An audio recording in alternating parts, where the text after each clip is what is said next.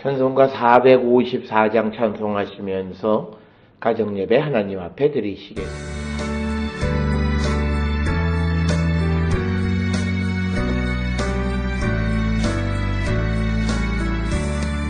주와 같이 되기를 내가 항상 원하니 온유하고 겸손한 주의 마음 주소서. 세상에서 우리가 나그네로 있을 때 주의 형상 닮아서 살아가게 하소서. 비록 작은 새라도 돌보시는 나의 주, 나와 함께 계시어 나를 지켜주소서. 마음이 깨끗하기를 내가 항상 원하니 악한 마음을 버리고 살아가게 하소서.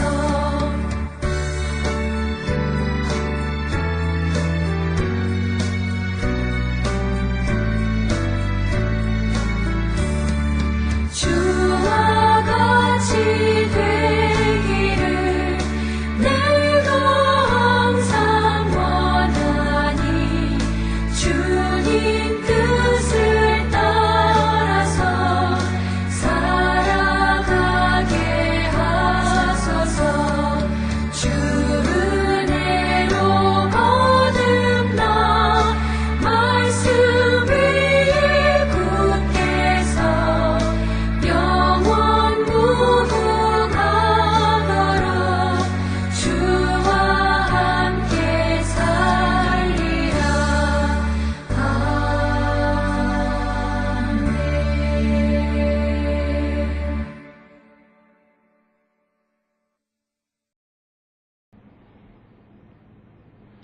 오늘 이 시간 오늘 하루 우리의 삶을 돌아보시면서 하나님 앞에 침묵으로 참회의 기도를 드리시겠습니다.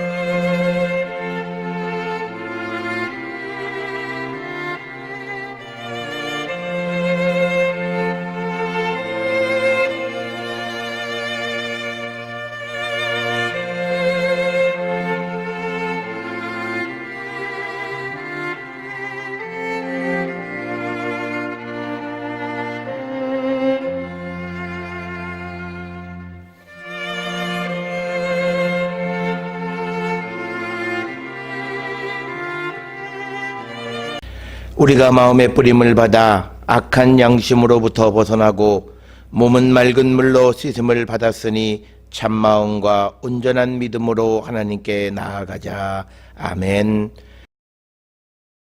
전능하사 천지를 만드신 하나님 아버지를 내가 믿사오며 그 외아들 우리 주 예수 그리스도를 믿사오니 이는 성령으로 잉태하사 동정녀 마리아에게 나시고 본디오 빌라도에게 고난을 받으사 십자가에 못 박혀 죽으시고 장사한 지 사흘 만에 죽은 자 가운데서 다시 살아나시며 하늘에 오르사 전능하신 하나님 우편에 앉아 계시다가 저리로서 산자와 죽은 자를 심판하러 오시리라. 성령을 믿사오며 거룩한 공예와 성도가 서로 교통하는 것과 죄를 사하여 주시는 것과 몸이 다시 사는 것과 영원히 사는 것을 믿사옵나이다. 아멘. 오늘 이 시간 우리에게 주시는 하나님의 말씀 마태복음 10장 16절에서 23절의 말씀이 되겠습니다. 보라, 내가 너희를 보냄이 양을 이리 가운데로 보냄과 같도다.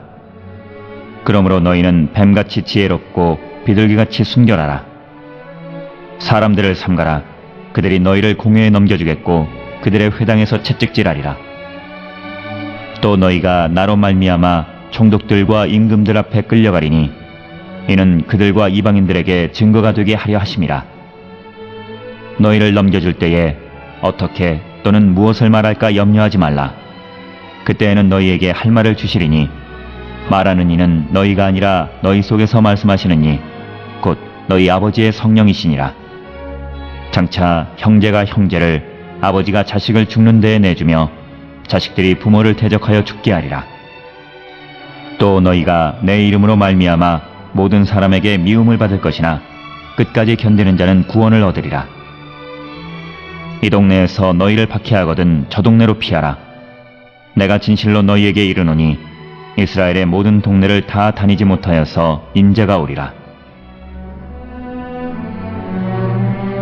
오늘 우리가 함께 읽은 마태복음 10장 16절에서 23절은 마가복음 13장 9절로 13절에도 기록이 되어 있는 말씀인데 제자들의 박해에 대해서 언급하고 계시고 그래서 제자들에게 조심하도록 경고하시는 그런 말씀이 되겠습니다.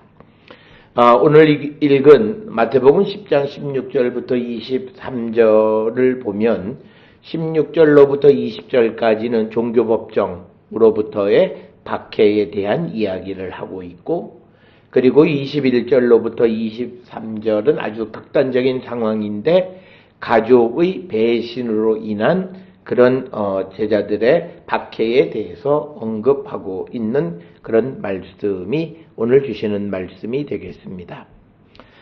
오늘 주시는 본문의 말씀을 통해서 보면 16절에 예수님께서 내가 너희를 보냄이 양을 이리 가운데 보낸 것 같다 이렇게 비유를 했습니다.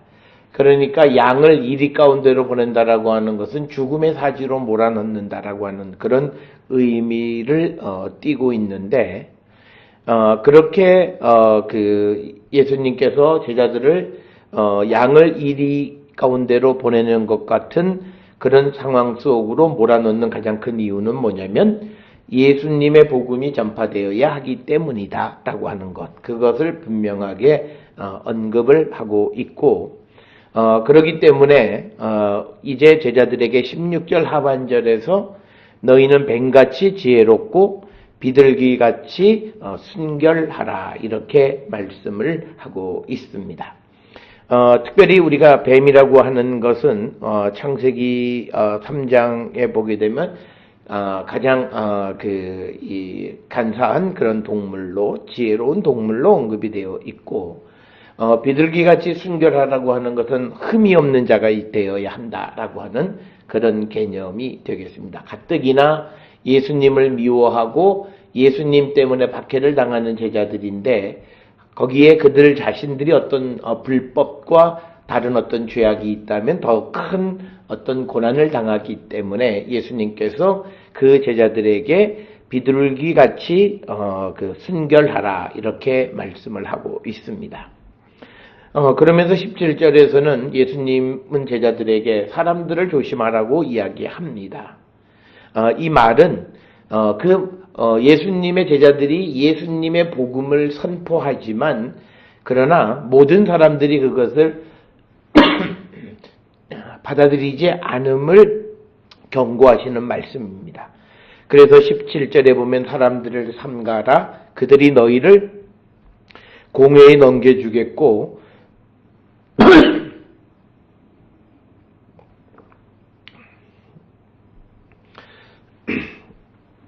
그들이 제자들을 공회에 넘겨주겠고 그들의 회당에서 채찍질을 할 것이다 이렇게 말씀을 합니다.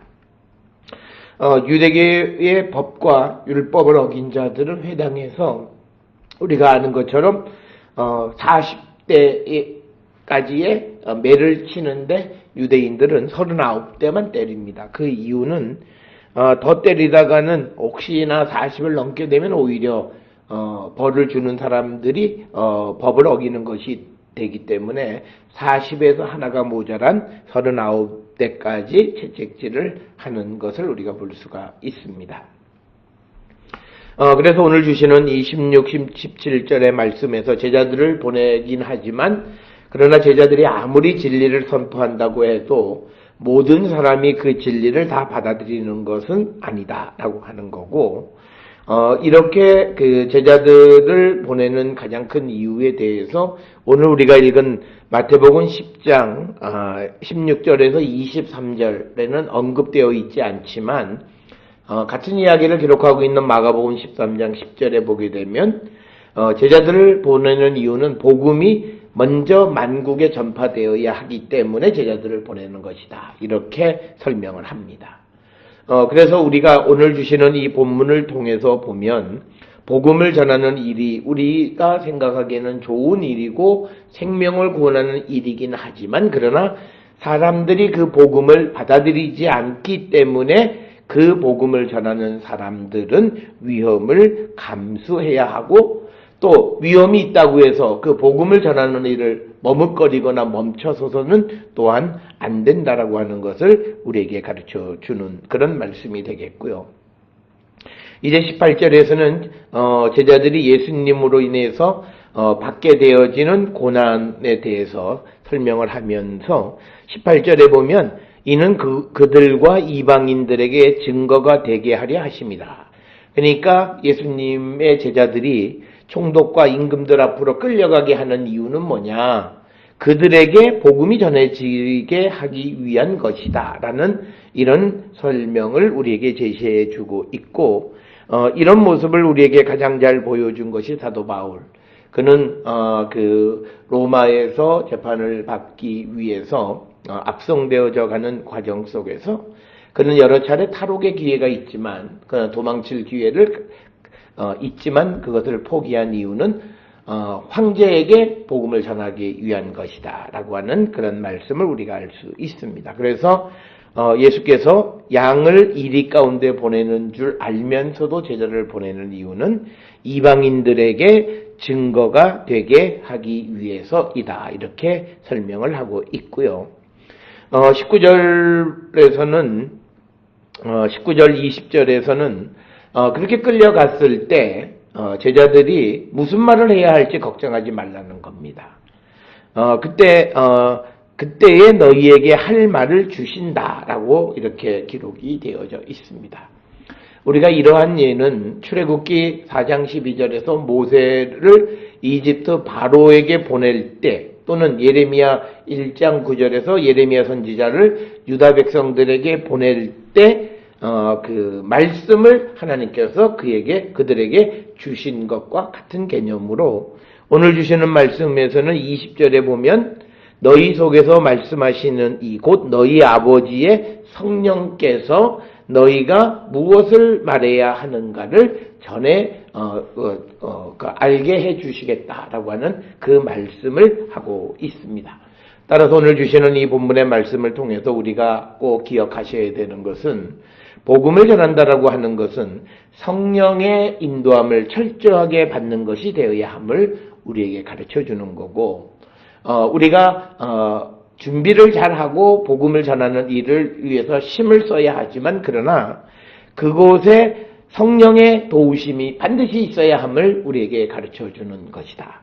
그래서 오늘 주시는 16절에서 20절까지에는 상황이 어렵고 힘들고 또 여러 가지 고난이 있을지라도 복음 전하는 일을 멈춰서서는 안 되고 복음을 전할 때에 그 백성들, 제자들을 돕는 것은 바로 성령이시다라고 하는 것을 우리에게 분명하게 가르쳐 주고 있습니다. 그러면서 오늘 주시는 21절부터 23절에서는 가족의 분열에 대해서 가르쳐 주고 있습니다.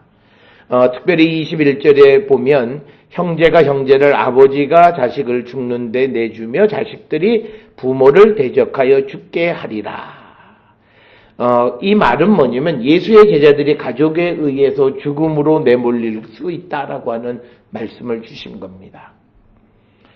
그러니까 21절에서 23절에 있는 말씀은 아주 극단적인 그런 경우이지만 이러한 예가 있다라고 하는 것을 가르쳐주고 복음을 전하는 일이 얼마나 어려운 것인가를 가르쳐주는 말씀이고, 그런 상황 속에서 22절에 보면 모든 사람에게 미움을 받을 것이나 끝까지 견디는 자는 구원을 얻으리라. 그래서 예수의 뒤를 따라서 복음을 전하는 사명을 감당하는 제자들에게서 필요한 것은 무엇보다도 끝까지 견디는 인내가 필요하다라고 하는 것을 우리에게 가르쳐주고, 그래서 우리도 복음을 전하는 때에 여러 가지 어려움이 겪을 수 있지만 그때 우리는 참는 자, 견디는 자가 되어야 한다라고 하는 것을 우리에게 가르쳐주고, 마지막 23절에서 이 동네에서 너희를 박해하면 저 동네로 피하라. 그러면서 이스라엘의 모든 동네를 다 다니기 전에 인자가 다시 오실 것이다. 즉 예수 그리스도의 다시 오시는 그날이 임박했다라고 하는 것을 우리에게 가르쳐 주시는 말씀입니다. 앞에서 예수님께서 제자들을 선택하신 것은 복음을 전하게 하기 위한 것이고, 또 복음이 세상 전체로 전파되는 것을 위해서 제자들을 마치 양을 이리 가운데로 보내는 그런 심정으로 제자들을 파송하셨다.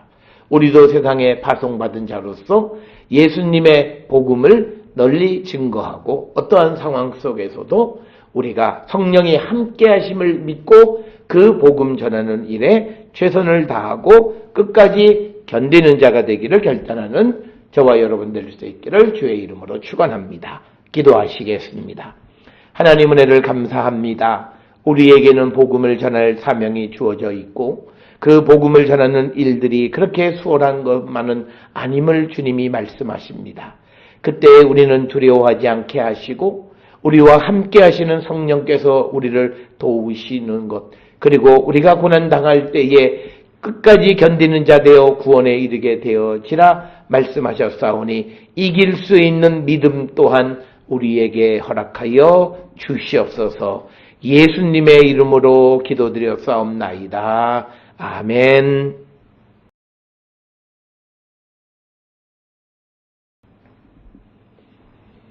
찬송가 407장 찬송 부르시겠습니다.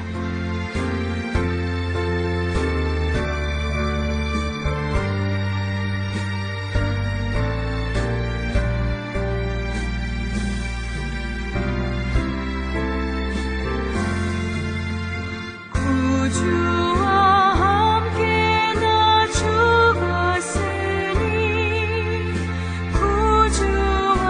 함께 나 살았도다.